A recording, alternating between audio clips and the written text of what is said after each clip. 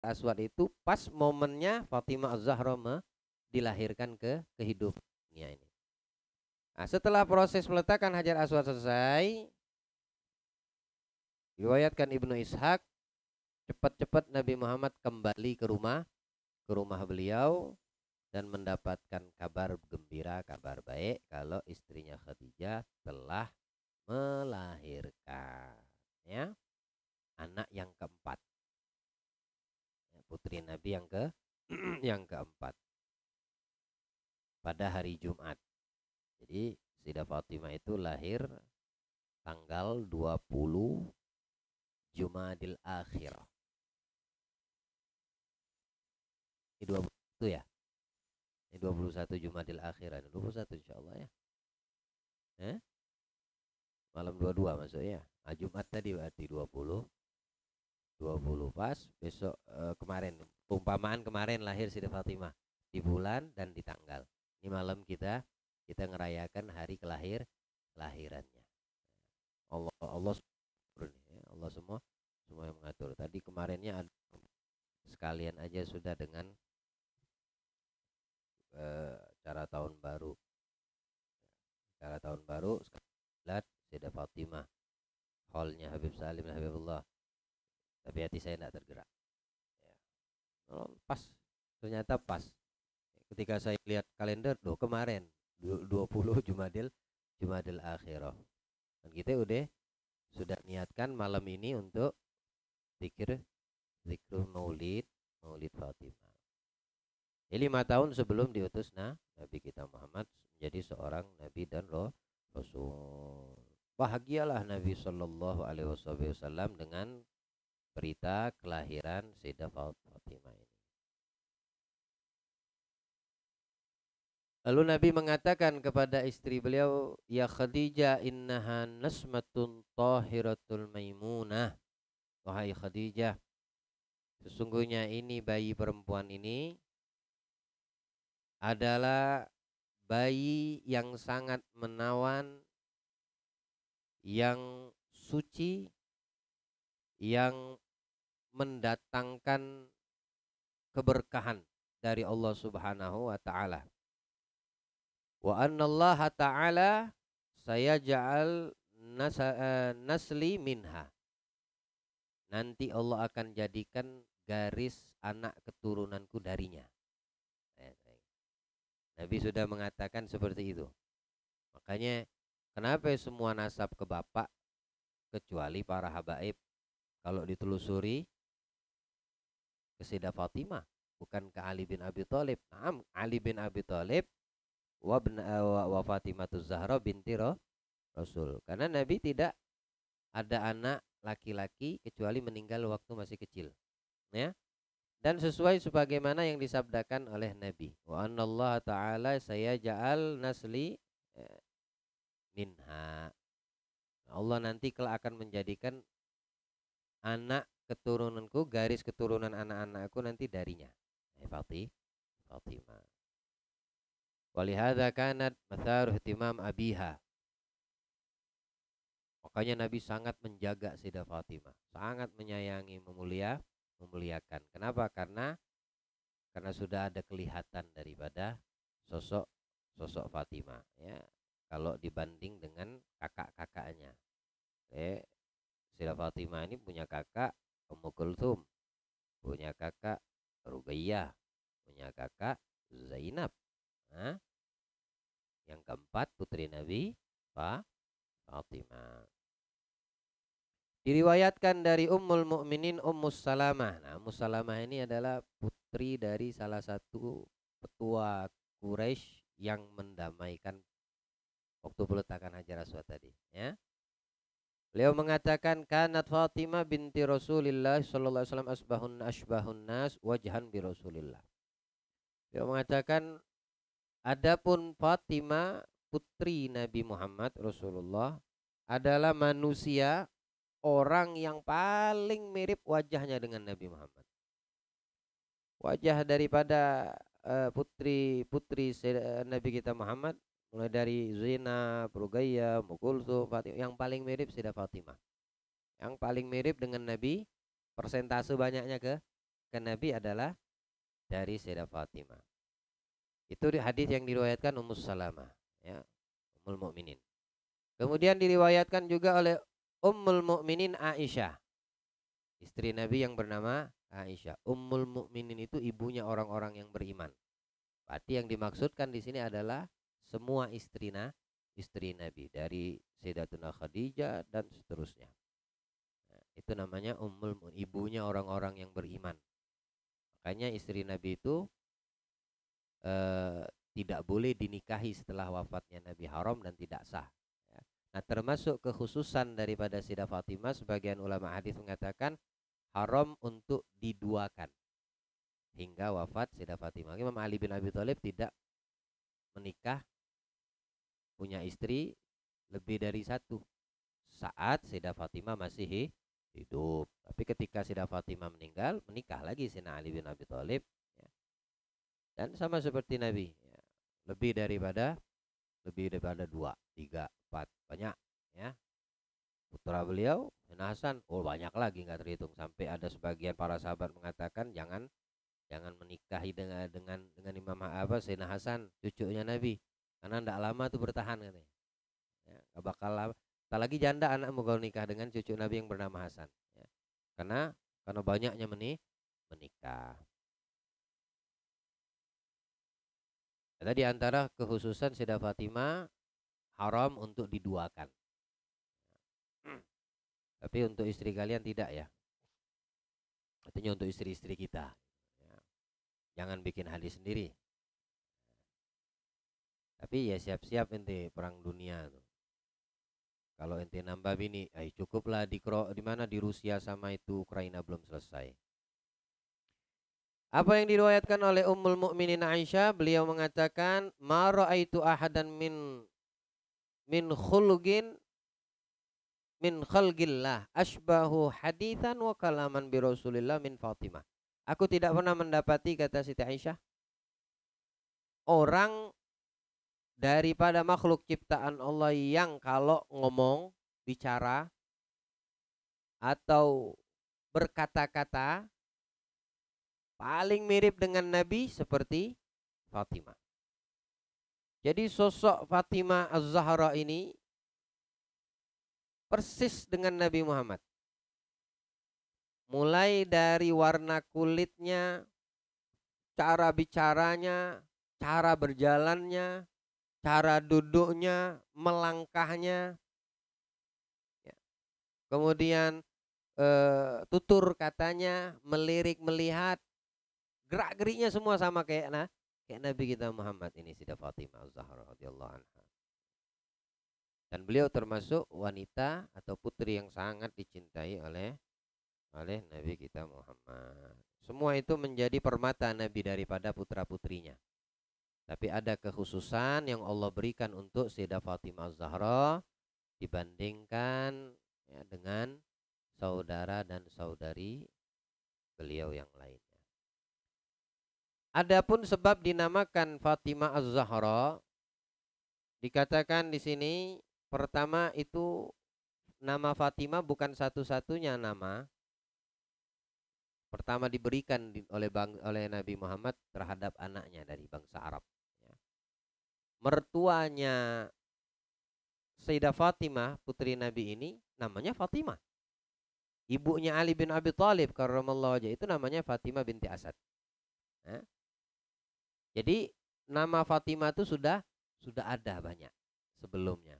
Tapi kenapa Nabi Muhammad memberikan nama putri yang keempat juga Fatimah Az-Zahra? Karena itu perintah dari Allah, ilham dari Allah, wahyu dari Allah kepada beliau, dengan alasan li'annallaha fatamaha anin nar, karena Allah subhanahu wa ta'ala memutusnya daripada neraka.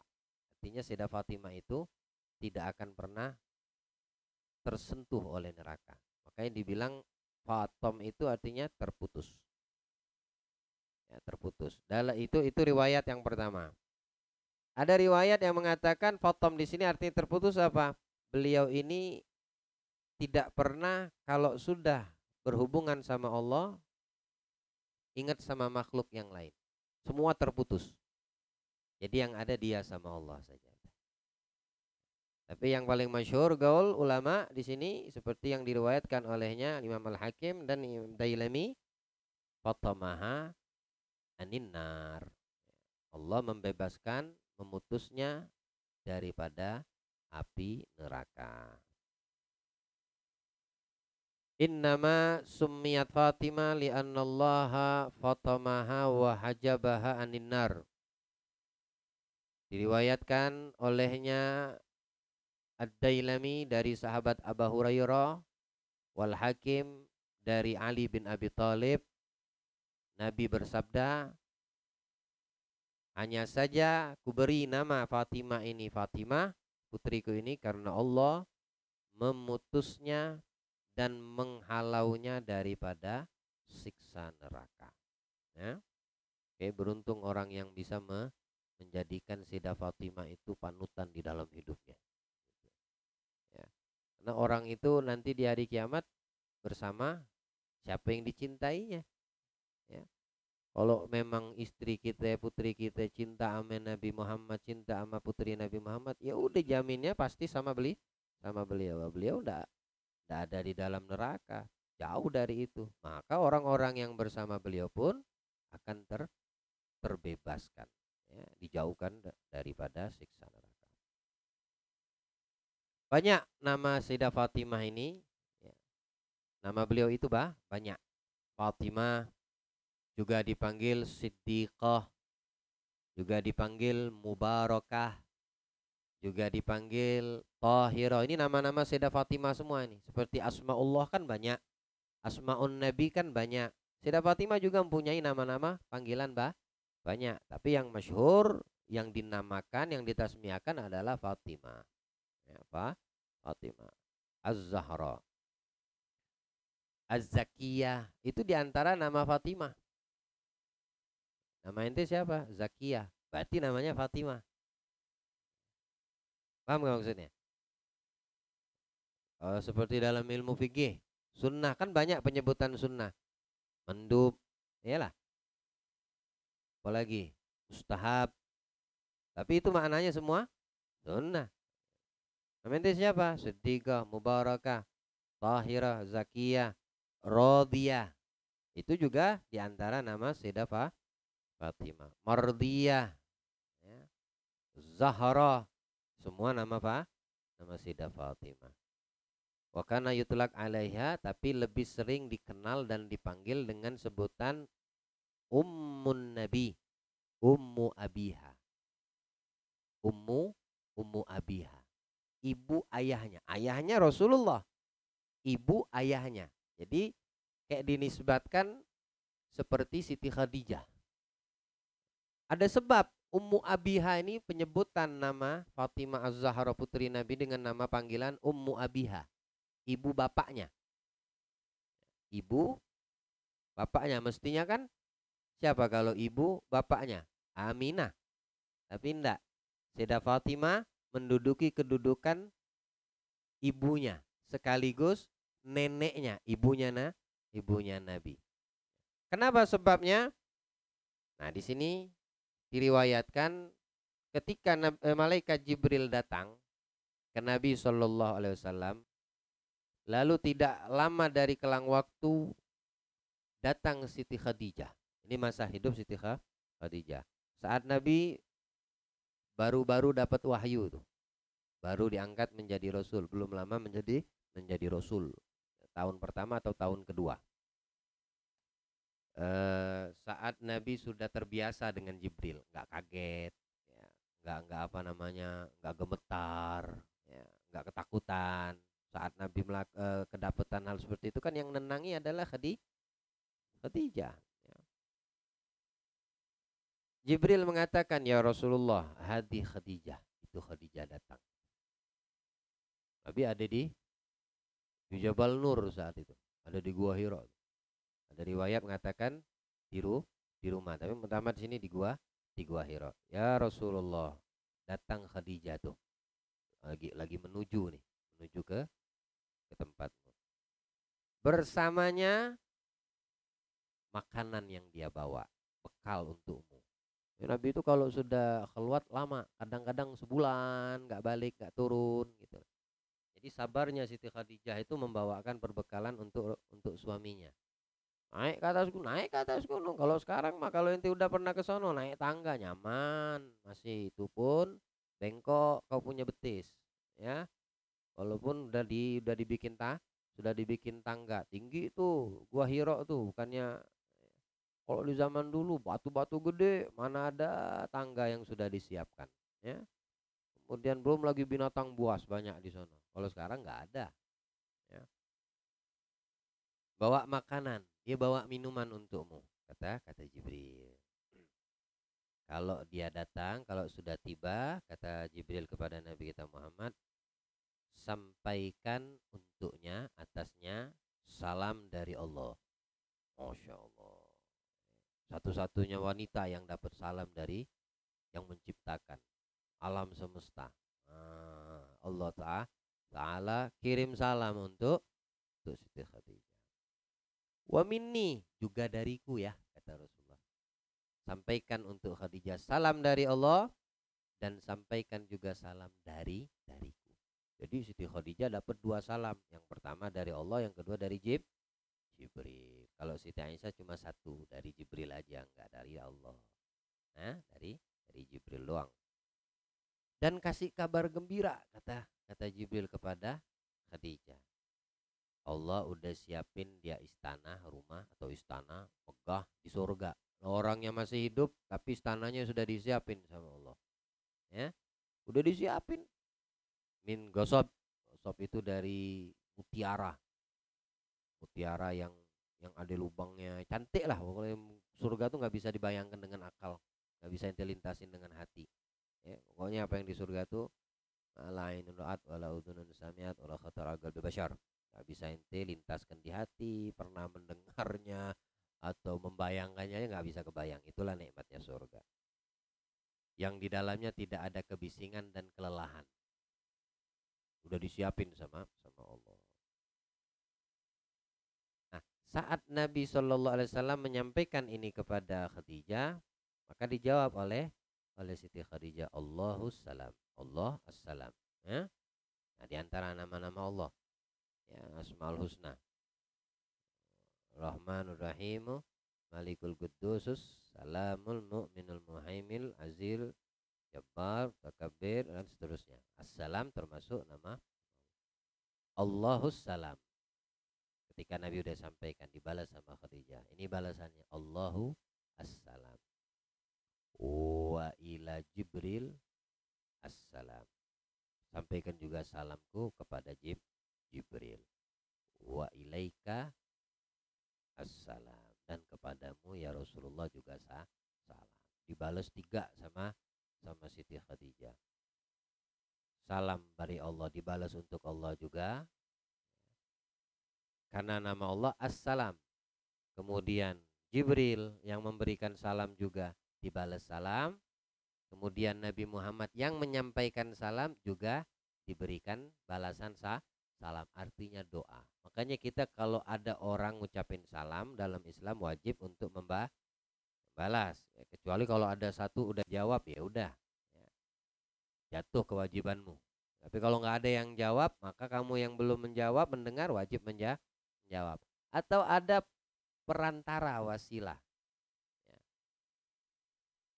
Fulan di sono melalui kamu kirim salam kepada saya. Misalkan seperti itu. Ada kalanya, ya. Maka keharusan kita juga membalas salamnya. Dia mendoakan kita. Orang nitip salam artinya dia mendoakan kita, ya. Dia kirim salam. Misalnya tadi, ya Fulan dapat salam dari Fulan. Jadi kamu mendapatkan doa dari dia, ya. Itu apa, kesejahteraan dari orang tersebut, dan melalui doanya dari Allah untukmu. Kamu layak untuk menjawabnya juga. Nah, menjawab salamnya untuk yang menitip salam juga yang menjadi perantara. Ya, jadi Fulan kirim salam, alaihi wa alaikas salam. Jadi atasnya dan atasmu juga assalam. Jadi kalau kita dapat perantara orang titip salam, jangan langsung waalaikumsalam. Berarti kamu mendoakan yang menyampaikan, yang sebetulnya nitip salam tidak kamu doakan. Ya. Waalaikumsalam. Kadang kan kita begitu. Ya. Kirim salam misalnya, tolong sampaikan salam sama fulan. Ente sampaikanlah ke fulan tadi. Ya. Bah, dapat salam dari teman abah. Si abah tadi karena tidak paham langsung jawab waalaikumsalam. Ya. Ya, dia doang yang dapat. Nah, yang nitip salam sebetulnya enggak lah. Ini pelajaran, kalau ada salam yang diwakilkan, yang menitipkan salam juga didoakan. Alaihi wa alaikas salam. Alaihi kepada dia, wa alaika dan kepada kamu, untuk kamu yang menjadi perantara. Jadi dua-duanya dah dapat doa. Ketika kejadian tersebut diceritakan oleh Rasulullah kepada putri-putrinya, lagi kumpul nih anak-anak Nabi. Ya, ada Sayyidah Zainab, Sayyidah Ruqayyah, Sayyidah Ummu Kulthum, Sayyidah Fatimah saat itu juga hadir. Mendengarkan cerita ini, kalau ibunya mendapatkan salam dari Allah dan Jibril dan udah disiapin istana di dalam surga, Sayyidah Fatimah bahagia, tersenyum. Dan beliau mengatakan memang pantas. Ibuku memang pantas untuk mendapatkan hal tersebut. Apa? Salam dari Allah, dari Jibril, dan dari mendapatkan istana di surga. Memang sudah semestinya dan pantas. Kenapa? Karena ini wanita yang soleha, kata Sayyidah Fatimah. Ya. Nah, setelah mendapatkan itu kabar gembira, Sayyidah Fatimah menangis. Menangisnya bahagia, bukan nangis sedih. Ya, menangisnya bahagia. Begitu juga saudari-saudarinya yang ada, yang mendengarkan cerita ini. Karena ini kedudukan yang khusus yang Allah berikan, tidak kepada semua orang. Kalau salam dari Allah kepada para nabi dan rasul, wajar, itu nabi dan utusannya, rasul utusannya. Tapi kalau kepada manusia biasa, cuma satu-satunya manusia, tidak ada nabi pangkat wala rasul, seorang wanita lagi mendapatkan salam dari Allah. Nah, ini sebabnya yang mesti kita ketahui dan kita pelajari, ya, khususnya kalian yang di dalam. Kenapa sebab Siti Khadijah itu mendapatkan salam dari Allah? Kenapa tidak Ummul Mukminin, Ummahatul Mukminin yang lain mendapatkan? Kan istri Nabi banyak, tapi kenapa sosok Khadijah Al-Kubra yang mendapatkan? Nah, ini sebabnya yang mesti kita ketahui. Bagaimana pengorbanannya Khadijah, bagaimana takwa dan taatnya dia kepada, selalu mencari kebahagiaan untuk Nabi, selalu mencari ridho suami, selalu menenangkan saat Nabi menjadi gelisah atau khawatir, ada rasa takut. Nah, ini sebab-sebab yang seperti ini kadang-kadang mendatangkan rahmat dari Allah. Apa yang kadang-kadang sepele menurutmu bisa jadi itu sebab Allah ridho kepadamu, kalau itu urusan dari istri kepada suami. Ihtimamnya Sayyidah Khadijah kepada Nabi itu, jangankan ya semua hartanya tuh diberikan semua untuk Allah dan nabinya. Nyawa dikasihkan semua. Sampai pernah diriwayatkan tulang benulangnya siap dijadikan untuk jembatan Nabi kalau susah melewati sungai yang terbentang untuk melanjutkan dakwah beliau. Ada penghalang misalnya, beliau siap untuk mengorbankan tulang berulang yang sudah dikubur. Sampai seperti itu. Dan sabar, ya. Sabarnya istri yang seperti Khadijah ini wajar, ya, mendapatkan dari apa yang didapatkan, yang tidak didapatkan oleh umumnya manusia. Sayyidah Fatimah menangis karena bahagia, begitu juga dengan saudari-saudari yang lain, karena mendengar kekhususan yang didapatkan ibunya dari Allah dengan kedudukan derajat yang tinggi di sisi Allah. Nah, dari situ, ya, setelah beliau mendapatkan cerita ini, mendengarkan kisah ini, Sayyidah Fatimah, beliau mengikat dirinya. Diikat dirinya untuk apa? Zahra, dia bergegas bercepat untuk tampil yang terdepan khidmat kepada abahnya. Rasulullah kehilangan sosok istri yang selalu melayani, ya, kemudian yang selalu menyiapkan sewajarnya apa yang mesti dilakukan istri kepada suami, Sayyidah Fatimah yang hadir tampil. Ya, waktunya makan beliau yang siap, yang masak beliau yang masakin, yang nyiapin baju untuk abahnya beliau yang nyiapin baju untuk abahnya. Ya. Semua kebutuhan yang dipenuhi oleh Siti Khadijah di masa hidup itu dihandle oleh Sayyidah Fatimah, beliau yang tampil ke depan. Makanya dipanggil mendapatkan gelar Ummu Abiha. Kalau butuh kakak-kakak yang lain enggak. Cuma Sayyidah Fatimah yang mendapatkan julukan Ummu Abiha, ibu bapaknya. Ya, ibu dari bapaknya, karena dia tampil bercepat bersegera untuk khidmat kepada bapaknya, yaitu Nabi kita Muhammad Sallallahu Alaihi Wasallam. Nah, jadilah kalian istri ya, yang bagus, yang soleha, bakti ame orang tua, juga sama suami ya, apa namanya, bisa memanage, bukan membedakan, harus bisa memanage suami orang tua, tapi jangan dijadikan perbedaan. Walaupun seorang istri harus lebih prioritasnya kepada suami, prioritasnya, tapi lihat sikon dan keadaan. Sayyidah Fatimah walaupun sudah meninggal dengan Imam Ali, tetap perhatian dengan abahnya tidak mengurang, tidak kendur. Ya, persentasenya tetap tinggi, tambah semangat, tambah kuat, tapi prioritas untuk suami utama. Beliau mendapati masa-masa kelam yang dialami oleh Rasulullah. Sayyidah Fatimah itu pernah kalau Rasulullah disakiti. Bahkan Nabi Muhammad waktu di apa namanya, dianiaya sama orang-orang pembesar Quraisy, orang-orang musyrik di kota Mekah, itu beliau pernah menyaksikan dengan mata kepala sendiri. Cuma beliau masih kecil saat itu.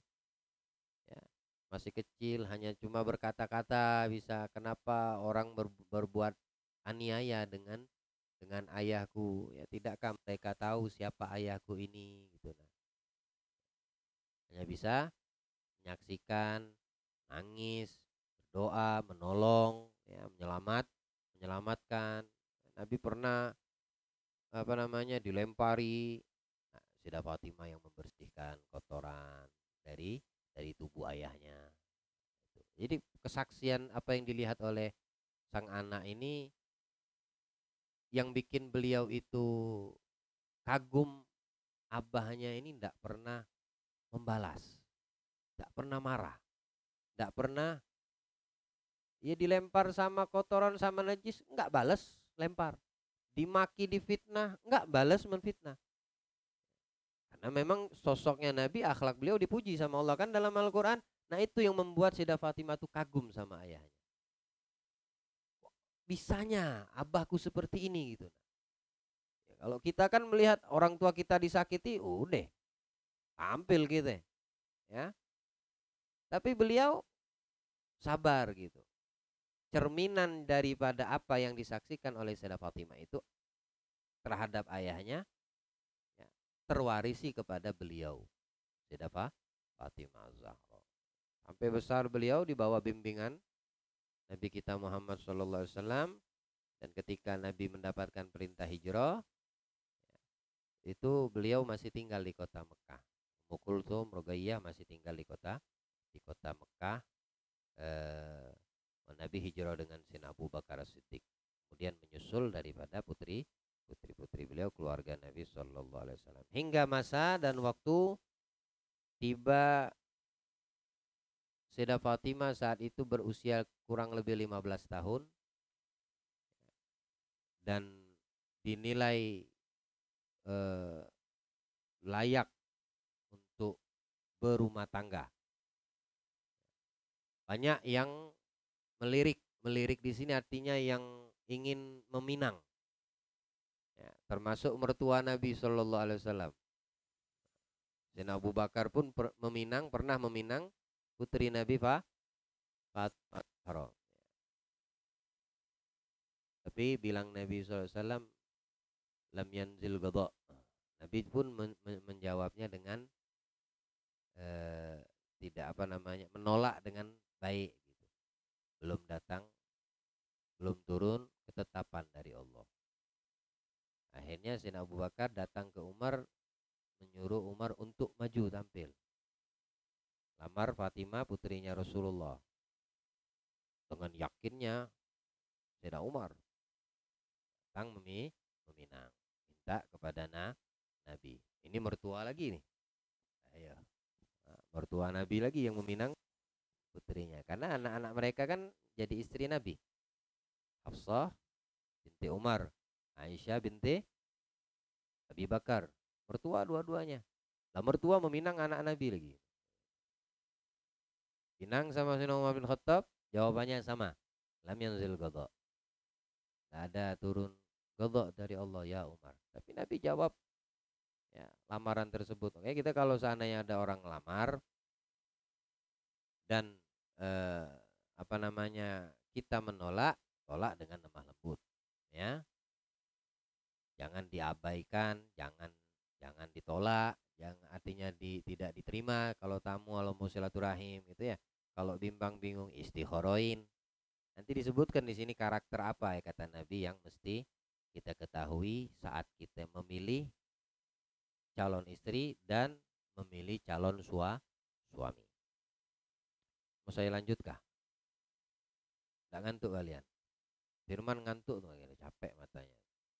Oke, sedikit lagi ya, karena ini saya katakan tadi berbicara tentang sirah keluarga Nabi ini nggak bakal cukup untuk malam ini. Insya Allah minggu depan akan kita lanjutkan.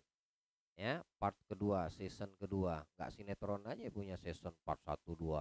Apalagi yang hobi drama Korea nih, season 1, 2, 3 sampai 1 pun 14 episode. Ini kita cerita anak bawain inti keluarga Nabi Muhammad ya. Ke season-season nanti. Setelah Sayyidina Umar ditolak juga, Abu Bakar wa Umar datang menjumpai Imam Ali bin Abi Thalib.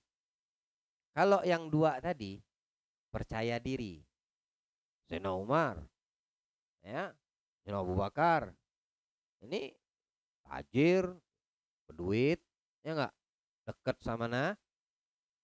banget sama Nabi kita Muhammad. Akhirnya pede gitu. Nah, mudah-mudahan diterima. Karena dekat, gampang lah. Kan kalau orang dekat kan begitu. Itu teman dekat aneh. Ya, insya Allah bisa didengerin gitu. Tapi Imam Ali kebalikannya.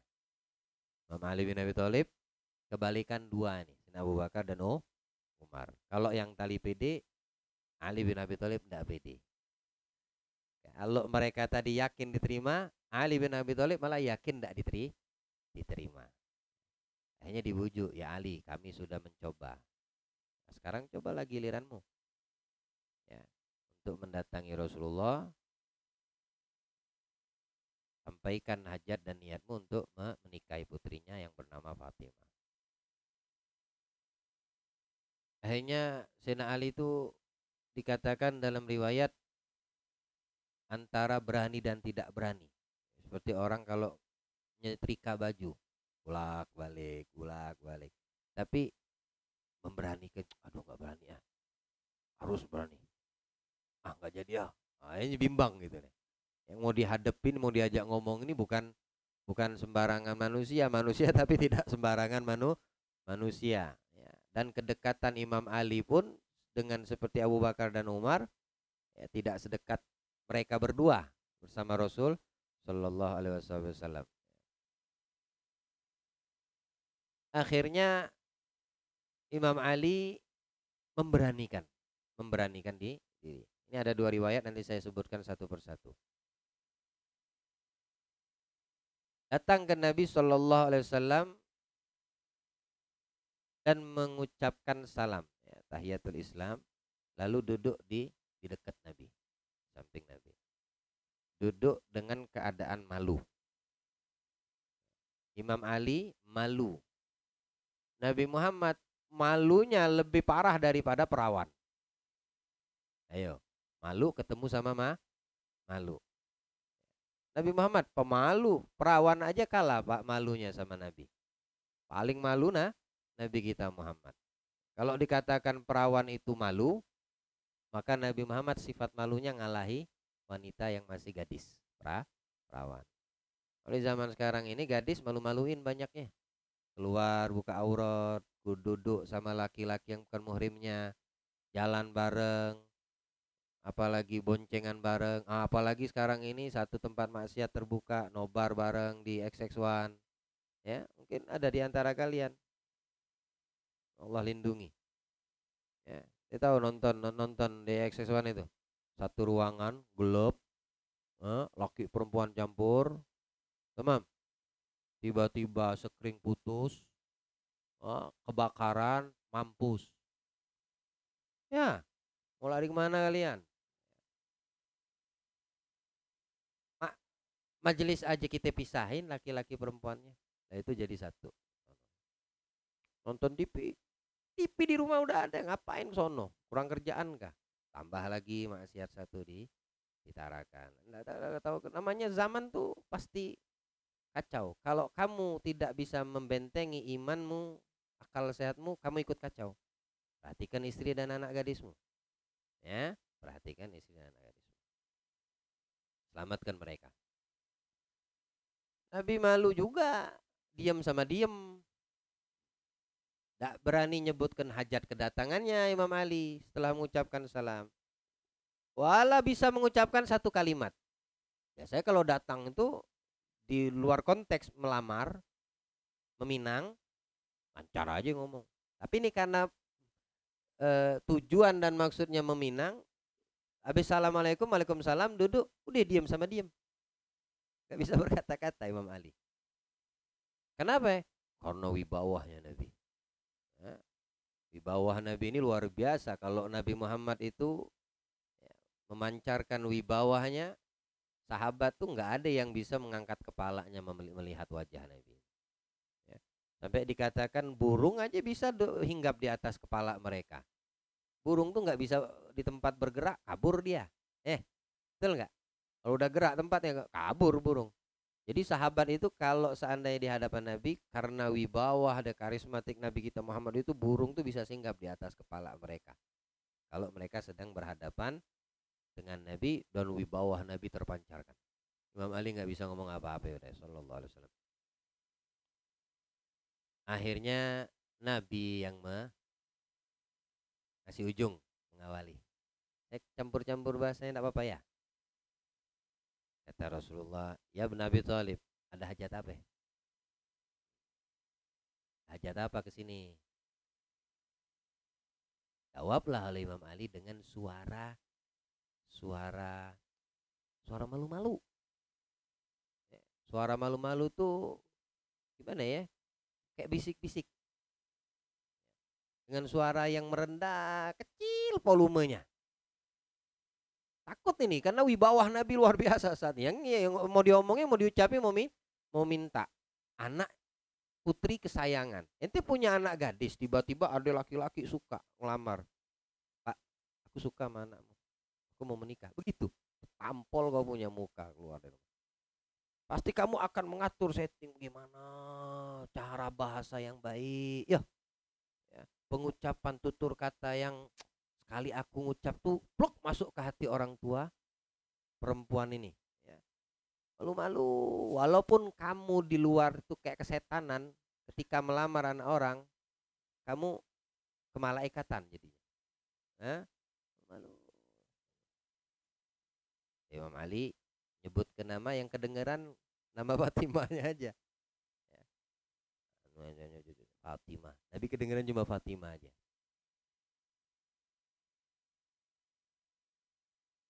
Kata Rasulullah, Fatimah. Nggak kedengeran, saking kecilnya suara Imam Ali tadi itu mau melamar. Ini riwayat yang pertama. Maka Nabi tahu sebetulnya apa tujuan datang Imam Ali ini karena Jibril sudah mengabarkan, memberitakan. Dan memang dikasih tahukan kepada Nabi, Allah Ta'ala menjadikan garis jodoh Fatimah putrinya ini kepada Imam Ali. Tapi yang namanya meminang itu harus dari laki-laki melamar. Ya, Nabi mengajarkan seperti itu kepada kita. Ada di sebagian tempat di Indonesia ini laki-laki yang dilamar, daerah mana? Padang kalau nggak salah. Di Padang ya. Ya. Kalau di Padang kita dilamar, pindahlah sono kalian. Yang belum kawin yang mau kawin. Nanti kalian dilamar sama perempuan. Nah, ketika Imam Ali menyebutkan nama putri Nabi dengan tujuan maksud untuk mempererat silaturahim melamar beliau, Nabi tidak menjawab seperti jawaban kepada Abu Bakar wa Umar. Ya. Riwayat pertama Nabi menjawab marhaban wa ahlan. Qabul. Ya, marhaban itu kan kalimat apa namanya penuh dengan kebahagiaan, penyambutan kebahagiaan. Marhaban wa ahlan. Bahkan di dalam riwayat yang lain di sini dikatakan hiya laka ya Ali. Hiya Fatimah laka buatmu wahai Ali. Ini sudah dikabarkan sama Allah melalui Jibril. Tsumma amsaka Rasul walam yazid. Cuma jawab gitu aja Nabi. Habis itu diem lagi. Tidak bersuara lagi Nabi. Ketika Sena Ali menyebut nama putri Nabi Fatimah Az-Zahra, dijawab sama Nabi, dia untuk wahai Ali. Udah diem lagi. Pegang lagi nih, kaku lagi. Apa namanya? Nggak tahu apa yang mau disampaikan. Kayak hilang semua isi kepala. Lama diam Imam Ali, lama juga diam Nabi Muhammad. Ayo, siapa yang paling lama diam-diaman nih? Tapi udah dikasih jawaban sama Nabi Sallallahu Alaihi Wasallam. Setelah saling diam satu sama lain, Sina Ali pamit. Ali bin Abi Thalib pamitan. Dia enggak tahu lagi apa yang mau diomongin. Ya. Enggak tahu lagi mau diomongin. Kalau kita kan ngatur waktu misalnya, ya enggak? Kalau udah disetujui nih, ente ngelamar, diokekan sama orang tuanya. Tinggal nanti atur lagi datang kedua, waktunya kapan, ya, gimana prosesnya, bicara masalah persiapan maharnya, semua bakal diceritakan di sini. Nah, ini jadikan tolak ukur. Jadikan tolak ukur nanti untuk kita atau untuk yang mau nambah, silakan. Saat Ali bin Abi Thalib diam dan berpamitan,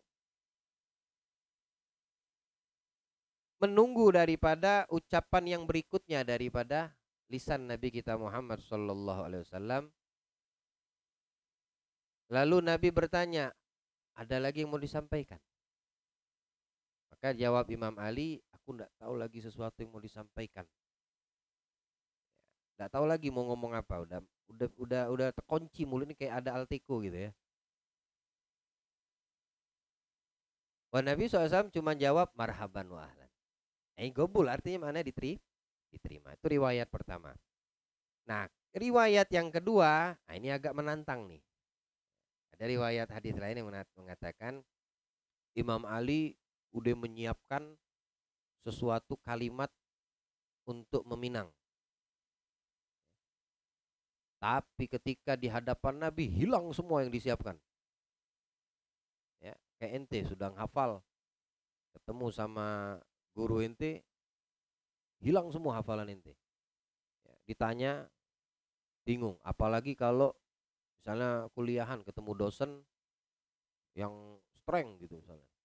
Ya, di rumah udah hafal semua, sekali ketemu dosen yang tegas, yang nggak pernah candaan atau bagaimana, katanya sih di dalam ada dosen yang strength di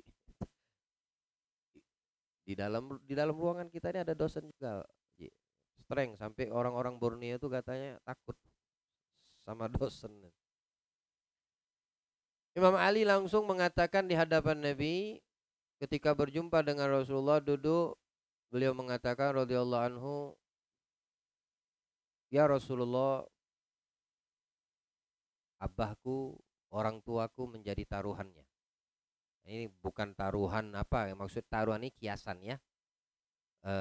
Untuk Nabi kita Muhammad itu jangankan diri kita, orang tua kita, semuanya memang harus kita korbankan. Karena dengan itu sempurna iman seseorang binasil hadis.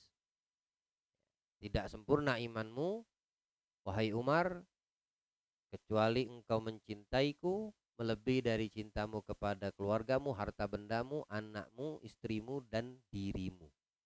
Kalau masih ada salah satu dipilih berarti tidak sempurna iman. Makanya mereka ini bahasa para sahabat mengatakan ibu dan bapakku taruhannya ya Rasul. Artinya menunjukkan bahwasan iman mereka sempurna. Jangankan harta, keluarga, orang tua mereka berani. Apalagi diri sendiri. Kecil banget untuk dipertaruhkan. Yang penting Nabi Muhammad selamat. Yang penting Nabi Muhammad sehat, terlindungi, aman. Walaupun nyawa jadi taruhan. Innaka la ta'lam annaka akhadtani min abnik. Engkau yang mengetahui ya Rasulullah bahwasannya aku kau ambil dari pamanmu. Maksudnya masih kecil. Ali bin Abi Thalib itu dirawat sama Nabi. Saat Rasul menjadi Nabi dan Rasul, Imam Ali berusia 10 tahun dan laki-laki dari golongan anak kecil yang masuk Islam pertama Ali bin Abi Thalib. Saat itu berusia 10 tahun kurang lebih. Engkau mengambilku dari pamanmu, maksudnya Abi Thalib, ayahnya Ali. Dan dari Fatimah binti Asad, nah ibunya. Nama ibu Ali bin Abi Thalib, wa ana sabi la aqil syai. Aku saat itu masih kecil, tidak berakal. Kau ambil aku dari kedua orang tuaku. Lalu kau beri aku petunjuk, hidayah. Wa adabtani, kau ajarkan aku adab. Nabi mengajarkan adab kepada Imam Ali dari memang masih dari kecil. Wa adzabtani, kau ajarkan aku makna disiplin. Dan engkau pemurah, baik, pengasih melebihi daripada kedua orang tuaku terhadap diriku. Artinya Nabi sayang kepada Ali bin Abi Thalib ini, kasih sayangnya lebih daripada kedua orang tuanya. Kalah kasih sayang Abi Thalib dengan Fatimah binti Asad, menyayangi Ali bin Abi Thalib tidak sehebat sayangnya Nabi kepada beliau Ali bin Abi Thalib. Lihat bagaimana sayang dan rahmatnya Nabi SAW kepada umat, ya. Pada itu termasuk umatnya, sahabatnya plus menantu jadi, ya. Dan Allah Subhanahu wa taala dengan sebabmu memberikan aku hidayah dan menyelamatkan kedua orang tuaku dengan sebab Nabi Muhammad tadi. Dan paman-pamanku daripada perbuatan syirik. Sesungguhnya engkau ya Rasulullah adalah bekal dan wasilah bagi diriku, untuk diriku di dunia nanti dan di akhirat nanti. Di dunia ini nanti di akhirat. Dan aku datang ke sini dengan tujuan untuk, kata Imam Ali, memiliki kehidupan berumah tangga dan mempunyai sosok istri yang bisa menenangkan. Ini riwayat yang kedua. Sehingga aku memberanikan diri untuk melamar putrimu Fatimah. Nah, diucapkan sama Imam Ali.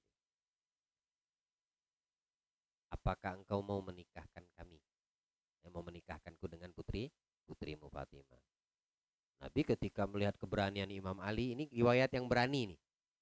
Keberanian Imam Ali mengatakan seperti itu,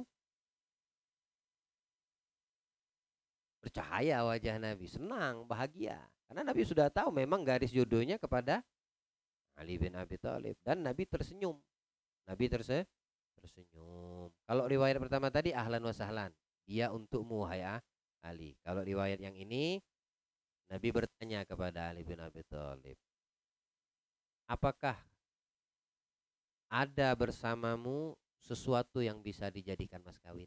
Masya Allah, langsung dijawab Nabi seperti itu, ya. Bahasa kita itu udah siap mas kawin, mahar. Nanti ngelamar, itu bapaknya nanya, bapak perempuan nih, itu udah siap mas kawin, mahar, udah siap? Hah? Wajar yang seperti itu. Nabi pun melakukannya kepada Imam Ali. Ini mau melamar Fatimah ya Rasulullah. Kata Nabi, sudah siap maharnya, adakah? Apa jawab Imam Ali? Ya Rasulullah, engkau lebih mengetahui keadaanku. Enggak punya apa-apa. Ya Abu Bakar wa Umar, ya, engkau lebih mengetahui keadaanku. Hanya saja yang kumiliki apa? peralatan memanah pedang sama baju besi zirah. Oh, zirah ya, baju besi, baju perang. Cuma 3 ini aja yang dimiliki Imam Ali: pedang, panah busur, sama baju perang besi. Baju besi itu baju perang. Baju apa namanya? Ya baju perang lah, peralatan perang yang melekat di baju. Lalu Nabi mengatakan, kalau pedang kamu membutuhkan. Kalau peralatan memanah juga kamu membutuhkan untuk keluargamu. Untuk kamu mencari, kalau orang dulu hobinya berburu. Ya, cari nafkah dari itu kamu juga membutuhkan. Nah, kalau baju besi kayaknya tidak terlalu. Ya. Akhirnya Nabi mengatakan, berikan baju besi zirahmu itu untuk putriku Fatimah. Maksudnya apa? Jadikan itu mahar dan mas kawinmu. Dijawab langsung begitu sama Nabi. Nggak ada istikharah, nggak ada apa, ya. Karena udah tahu bagaimana sosoknya. Apalagi ini perintah dari Allah. Akhirnya bahagialah Imam Ali, keluar pamitan, diterima gobul, senang. Bagaimana ndak senang? Yang dinikahi bakal calon istri adalah manusia, wanita termulia, ya. Termulianya dunia dan akhirat. Salam jagat raya ini paling mulia wanita adalah Sayyidah Fatimah Az-Zahra. Lalu Nabi memerintahkan itu dijual sebagai mahar dan mas kawin, disambut oleh Utsman bin Affan. Artinya Sayyidina Utsman yang membelinya dengan harga berapa? 470 dirham. 470 dirham. Nabi di dalam riwayat membagi itu dari 400 dirham, 470, ada yang mengatakan 480. Dibagi sama Nabi 400 dirham sepertiganya dibagi untuk beli wangi-wangian, peralatan dan lain sebagainya, apa kebutuhan. Sepertiga dari 400 dirham tadi dibagi sama Nabi. Tidak pernah Nabi nuntut, enggak. Bahkan Nabi meringankan itu. Andai kata memang harus pedang sama itu, bisa diduitin itu. Pedang, alat panah itu kebutuhan pokok bahkan.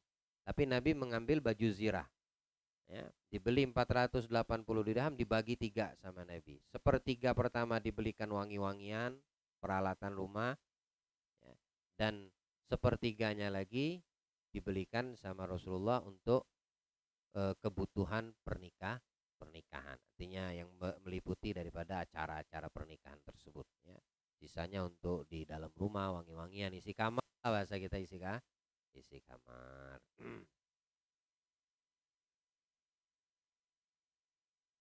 Nah, maka dari itu dikatakan di sini Nabi menjelaskan wanita itu dinikahi dengan 4 karakter. Pertama, ini pilihan dari kita kepada wanita. Cantiknya, ya, cantiknya. Yang kedua, kepemilikan, artinya ada orang yang berada, entah dari harta, ya, atau kecerdasannya, ya, bisa dimaknakan seperti itu. Karena kecerdasan itu bisa mendatangkan harta, ya. Bodoh banyak harta, lama-lama habis. Nggak ada apa-apa tapi cerdas, pinter, itu bagian dari harta, lebih daripada harta. Kemudian dari bebet bobot, ya, bebet bobot itu diperhatikan kata Nabi. Kamu mau cari istri, bebet bobot perlu diperhatikan. Keluarganya bagaimana, orang tuanya, kanan kiri atas bawah, itu diperhatikan, dipelajari dulu. Baru nanti kamu naik, meminang, minta. Masalah diterima kagak diterima, itu udah ketentuan Allah. Kalau memang garisnya jodoh jadi, kalau kagak ya cari yang lain. Tapi kamu sudah mempelajari. Ini 4 karakter. Dan yang terakhir agamanya. Tapi subhanallah, Nabi di situ mengatakan, kalau kamu bisa mendapati agamanya, ya, maka kamu tidak lagi membutuhkan apa yang mesti kamu butuhkan, dan kamu tidak lagi memiliki angan-angan. kalau udah dapat agama ini.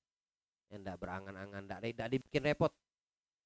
Kalau udah dapat wanita yang memiliki datuddin, ya, sisi agamanya lebih kuat. Kalau cantik kan bisa dipercantik, ya. Kalau masalah harta bisa dicari. Kalau masalah perhitungan keluarga, bebet bobot mesti harus kita dapati karena itu pengaruh dengan anak keturunan kita nanti. Termasuk diri dan agama kita juga pengaruh. Ini untuk laki-laki ke perempuan. Lalu dari perempuan ke laki-laki bagaimana? Bilang Nabi kita Muhammad, warrajul yuzawwiju lidinihi wa khuluqihi. Cuma 2 kriteria aja. Kalau perempuan tadi 4. Yang paling dominan yang keempat, agama. Penting, kalau agama nggak ada bini, ya inti wajib mendidik. Ya, kalau enggak berabe nanti. Ya, dia nggak ngerti bagaimana cara taat, cara menyenangkan, membahagiakan, cara beradab dengan suaminya. Ya, nggak tahu kalau dia nggak ngerti, tidak ada dasar agama seorang istri. Ini penting agama untuk seorang istri. Tapi kalau untuk dari perempuan ke laki-laki, yang pertama agamanya, bukan yang terakhir. Balik ya. Kalau perempuan tadi cantiknya dulu, kemudian harta, bebet bobot, baru agama. Tapi utamanya agama prioritaskan. Tapi kalau untuk laki-laki karena dia imam, agamanya dulu. Ya, agama. Yang kedua apa? Akhlaknya. Lihat bagaimana Nabi mengajarkan 2 ini. Ini kunci sebetulnya kalau kita pahami. Agama ada, akhlak bagus. Bukan masalah kaya raya, bukan masalah banyak harta, bukan masalah ada dan tidak ada gawean pekerjaan. Dah. Lihat dulu bagaimana agamanya. Lihat bagaimana akhlaknya. 2 ini akan membuka semuanya. Kalau ada pada sosok laki-laki, ada agama, ada takwa, ada akhlaknya, ini akan membuka keberkahan dalam rumah tangga. Ya. Sabar, jalani, tetap dengan agamamu, tetap dengan akhlak budi pekerti yang baik. Lalu beliau katakan, idza ja'a khatiban man tardahul fatadinihi wa khuluqihi, kalau datang pemuda melamar putri daripada anak perempuanmu dan engkau ridho terhadap dia karena dia mempunyai agama dan akhlak, fatuzawwijuh wala turadduh. Nikahkan, jangan ditolak. Kahi, jangan ditolak. Laki-laki itu simpel, lihat aja ini orang min dzatiddin, agama. Ya. Kemudian berakhlak, udah. Agak usah lihat, wah nganggur tuh. Nanti dulu, bab itu bab nomor sekian ribu gitu. Yang utamanya agamanya ada, akhlaknya Masya Allah. Udah. Karena itu membuka, menjamin semua. Menjamin apa yang menjadi kekhawatiran kamu, wahai orang tua. Ketika calon menantumu atau menantumu punya dua senjata pemungkas ini. Agama dan akhlak yang baik, yang bagus. Ya. Yang menjadi kekhawatiranmu akan hilang semua. Ya, akan hilang.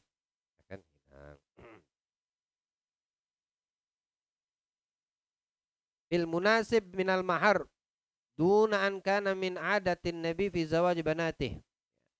Nah, masalah mahar juga Nabi mengajarkan kepada kita umatnya. Tak boleh terlalu ditekankan, tak boleh terlalu, jangan, bukan larangan, tapi himbauan. Himbauan. Kalau memang ini orang tajir, silakan kamu buka omongan. Dia tahu dia banyak duitnya, nggak apa-apa. Yang masuk akal tapi ya, jangan yang masuk hidung. Nah, apa adanya, nggak terlalu tajir, hidupnya sederhana. Ya kita lihat ada agama, ada akhlak, ya udah jangan terlalu kita tekan. Beda kalau ada sebagian orang dilihatnya agama kagak ada, akhlak ada, tajir enggak. Mau nolak cara halus bagaimana? Dinaikkan maharnya, ditinggikan maharnya. Nyerah nih laki-laki, mundur. Ya sudah, memang itu tujuannya. Kan jadi masalah, udah haknya dia kok. Ya, haknya dia. Oh, Nabi aja ada 3 pilihan, diambil sama Nabi baju besi yang bernilai 480 dirham. 400 dirham jadi mahar. Ya. Kalau kakak-kakak Sayyidah Fatimah, oh, Utsman bin Affan suaminya. Ayo, enggak kenal Utsman bin Affan? Fajir, ya, fajir melintir itu. Akhirnya dilaksanakanlah itu pernikahan yang mulia, ya. Dan diadakan apa namanya, setelah akad nikah nih apa namanya, resepsi, ya. Ya, resepsinya keluarga Ahlul Baitun Nabi mengenyangkan perut fuqara wal masakin, ya, ngasih makan orang-orang yang susah, diperhatikan mereka. Ya, kalau kita enggak kan, balik ya. Zafafnya ada, apa namanya tadi, resepsi ya, sewa gedung. Yang dipanggil bukan juga orang fakir miskin, yang dipanggil siapa? Ya orang-orang tertentu, ya. Oh, panggil itu gede tuh amplopnya masuk. Oh, ini kawin balik modal, rugi untung ini, ya. Rugi untung. Kalau Rasulullah menikah, resepsinya ngenyangin fakir miskin. Fatimah ngenyangin fuqara wal masa. Yang dipanggil tuh siapa yang diutamakan? Orang fakir miskin. Ya. Ayo, kamu juga nanti begitu yang bujang ya. Kalau menikah ya, undang fakir miskin atau kenyangin perut mereka. Biar dapat keberkahan keluarga Nabi Muhammad SAW. Beb, dulu anak menikah nggak seperti itu. Ulang aja nggak apa-apa. Ya, ulang bukan ulang nikahnya. Kalian suka ngantur mikir. Ulang resepsinya kalau ada rizki lebih, ya. Kalau dulu nggak sempet, wah anak baru tahu kalau keluarga Nabi resepsi pernikahan ngenyangin orang fakir miskin, memperhatikan. Wah, anak ada rizki sekarang, aneh mau ngenyangin fakir miskin biar dapat berkahnya Rasulullah dan keluarganya. Bukan ngulangin akad nikah. Perang dunia ketiga nanti jadi Rusia dan sekutu. Oh, Nabi SAW mendoakan setelah halal sudah jadi suami istri, ya, Nabi datang ke kamar putrinya dan menantunya. Nabi mendoakan dan Nabi mengatakan seperti ini. Ya Fatimah, innaki ahabbul banat ilai. Engkau wahai putriku, putri yang sangat aku cintai. Dari yang ada di dalam hatinya, dari hati Nabi sallallahu alaihi wasallam. Wa anta ya Ali ahabbus syabab muslim ilai. Pemuda yang paling aku cintai. Dan kalian telah menjadi pasangan suami istri. Aku doakan, kata Rasul sallallahu alaihi wasallam, dari kalian keluar al-dzurriyyah as-salihah al-itrah al-mubarakah. Dari kalian berdua keturunan yang salihah, orang-orang yang saleh, dan keturunan yang membawa keberkahan, rantaian nasab yang membawa keberkahan, dan Allah memuliakan kalian sebagaimana yang difirmankannya. Ini Nabi sendiri yang mengatakan. Lalu Nabi membacakan firman Allah, innama yuridullahu liyudhiba ankum rizza ahlal baiti wa yutahhirukum tathira. Lalu dengan itulah bersambung nasab tidak pernah terputus. Nabi memberikan wasiat dengan Ali bin Abi Thalib, juga wasiat kepada putrinya Fatimah Az-Zahra. Lalu Nabi mengatakan kepada mereka berdua, maksudnya kepada mantu sama anak nih ya, Fatimah dan Ali. Hani an liman yukrim alul baitil kiram. Beruntung orang yang memuliakan keluarga dan sulalah dari kalian nanti. Garis bawah itu. Jadi kita memuliakan Sadah Alawi Ahlul Bait itu karena mereka mempunyai hubungan dengan Nabi. Dengan sebab perintah Nabi juga kita memuliakannya. Sekalipun kamu pernah mendapatkan nanti kalau ada daripada Ahlul Bait Nabi melakukan maksiat, mabuk dan sebagainya. Jangan lihat itunya. Jangan lihat sisi kekurangannya, tapi lihat ada pada daging dan darah mereka itu Nabi Muhammad, Fatimah dan Ali bin Abi Thalib. Nah itu yang kita muliakan. Maka beruntung orang yang memuliakan keluarga al-kiram, fahumul ittratut tahira allati qala anha Rasul SAW, yang mana Nabi dalam hadis bersabda, inni tarikun fikum ats-tsaqalain.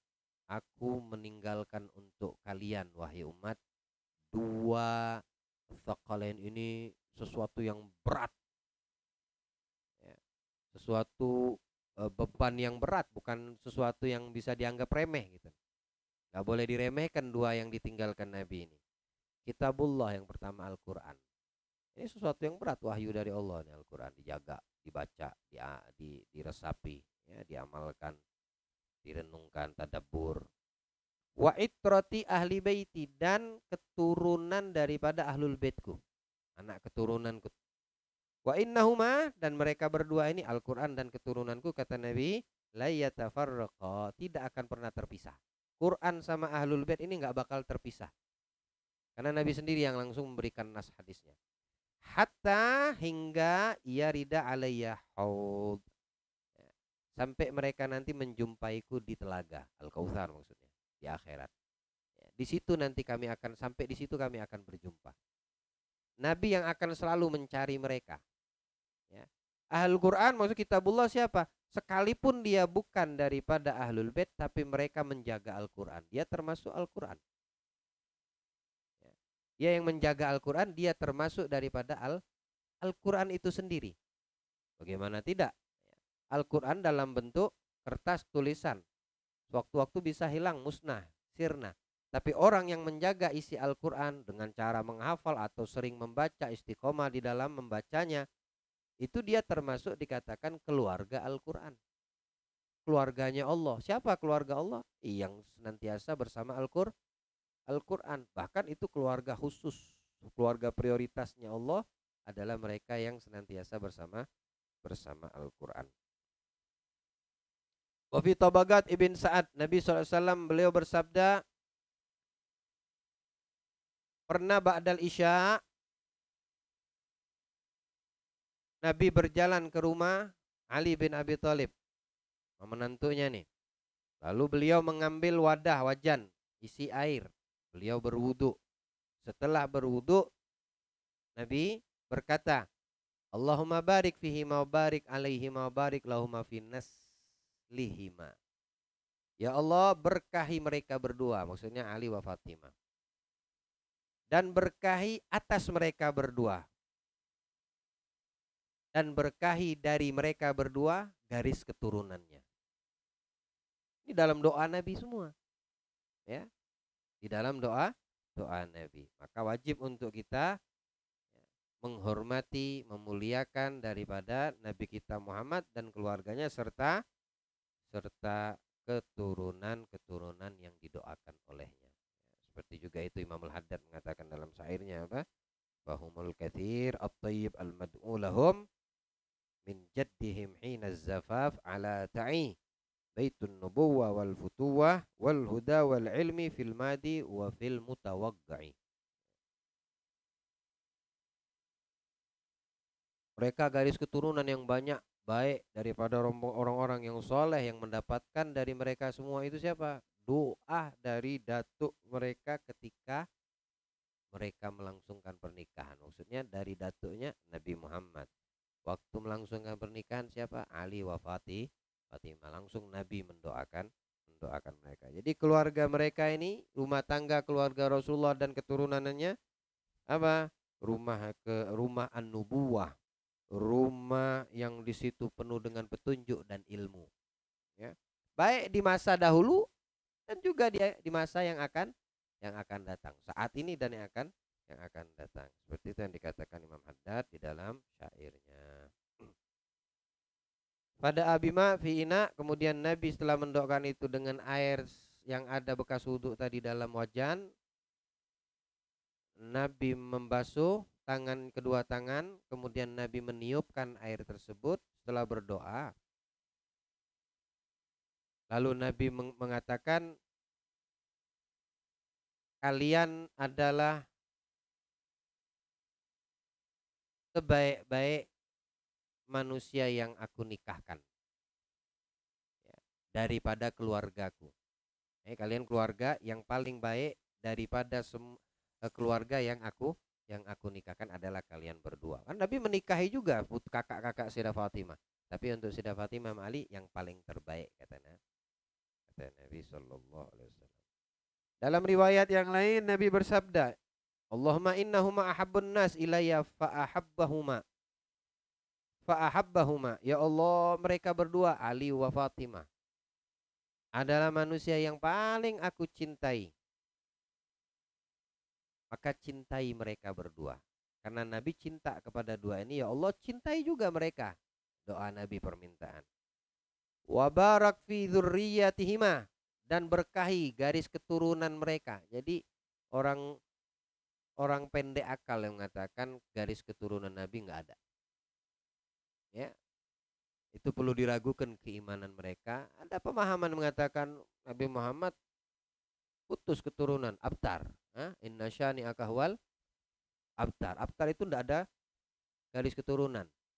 Itu kata mereka. Nah, ini perlu diragukan keimanan mereka. Ya, Nabi mendoakan dari garis dzurriyyatihima Ali wa Fatimah. Waj'al alaihima minka hafidha, jaga selalu dari dua mereka ini keturunan Imam Ali, Fatimah dan seterusnya. Wa inni u'idzuhuma bika wa dzurriyyatihima minasyaitonir rajim, dan aku mohonkan perlindungan ya Allah untuk mereka berdua dan untuk keturunan-keturunan mereka daripada syaitan yang terkutuk. Wada Ali Fatimah, kemudian mendoakan Fatimah secara khusus. Adhibillah angka rijzah, semoga Allah bersihkan darimu kotoran, rijis najis. Wa tahhiruki tathhira, dan mensucikanmu sesuci-sucinya. Makanya Sayyidah Fatimah wanita yang paling suci dan mulia karena doa Nabi secara khusus.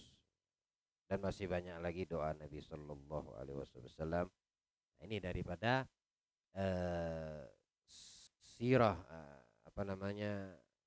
Sayyidah Fatimah sampai ke jenjang pernikahan yang kita ringkas malam hari ini. Ya, insya Allah zikrun milad kita lanjut minggu yang akan datang di tempat yang sama biidznillah. Ya, semoga Allah memuliakan kita senantiasa berkumpul dengan mereka orang-orang yang dekat sama Nabi Muhammad, terkhusus daripada keluarga Nabi kita Muhammad, para sahabat Nabi Muhammad, dan orang-orang yang dicintai oleh Nabi kita Muhammad. Dan mudah-mudahan istri dan putri-putri kita dikaruniakan Allah, dianugerahkan Allah mendapatkan suri tauladan, menjadi panutan mereka Fatimah binti Nabi kita Muhammad Sallallahu Alaihi Wasallam.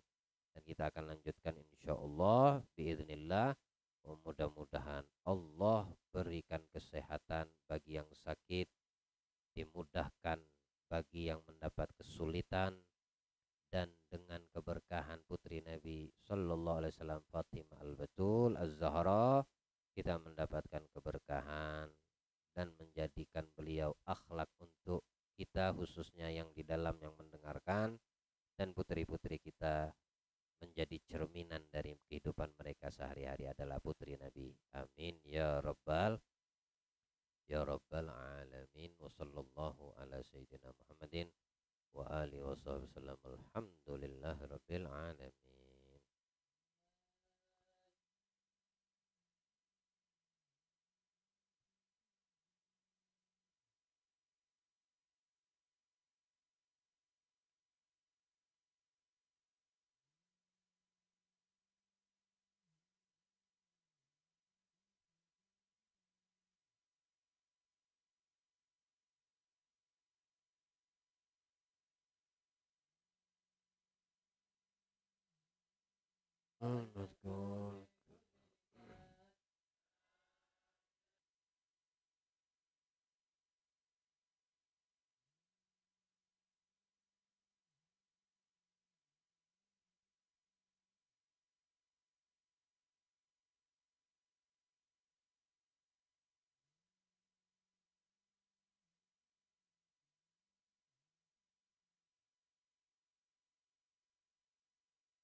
كل يوم هو في شأن.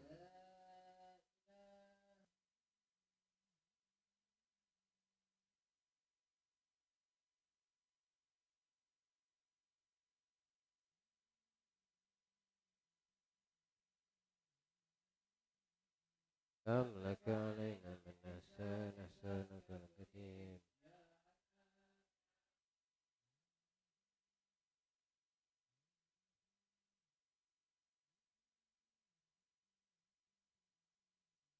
صلى الله على سيدنا محمد.